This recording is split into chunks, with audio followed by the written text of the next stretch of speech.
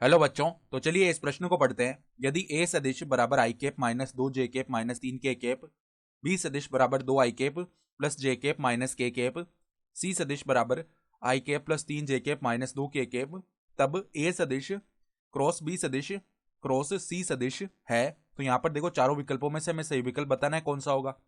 तो प्रश्न में आगे बढ़ने से पहले इस प्रश्न से संबंधित जो मुख्य उदाहरण है उसकी हम चर्चा कर लेते हैं। तो देखो, मुख्य उदाहरण क्या हो जाएगी।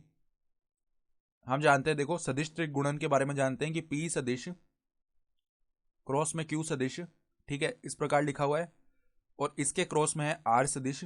तो देखो इसका मान किसके बराबर आता है, P सदिश डॉट में R सदिश, ठीक है। इनका आदेश गुणन करके यहां पर बाहर आ जाता है Q सदिश, ठीक है।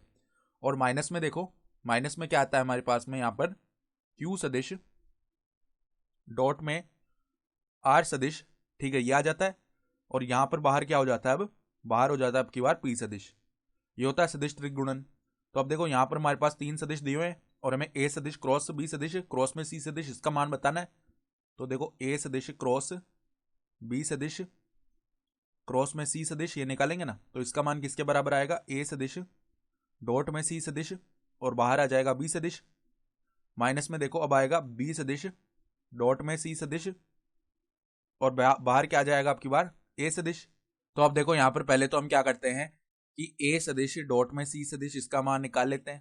तो ये देखो किसके बराबर आएगा, आई कैप का गुणांक आई कैप के गुणांक से गुणा होगा ए सदिश और सी सदिश में, तो 1 आ जाएगा।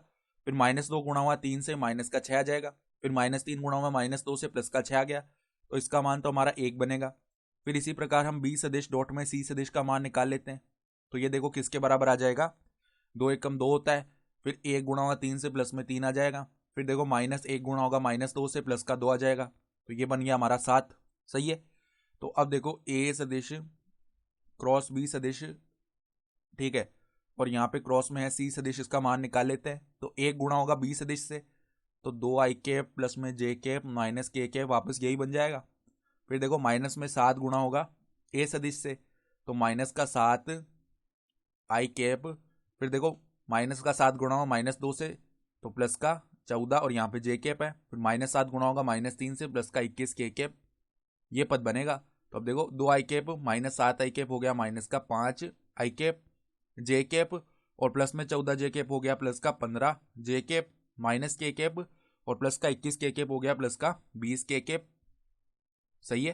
तो अगर हम 5 को बेनिस्ट कर लेना, जैसे हमने 5 को यहाँ से बेनिस्ट निकाल दिया, तो -आई कैप बचेगा, प्लस में 3 जे कैप बचेगा, प्लस का 4 के कैप बच जाएगा। सही है। तो अगर हम विकल्प देखें ना, तो हमारा जो विकल्प ए है वो सही विकल्प आ रहा है। ठीक है, तो आशा करता हूँ कि आपको ये प्रश्न समझ में आया होगा। धन्यवाद।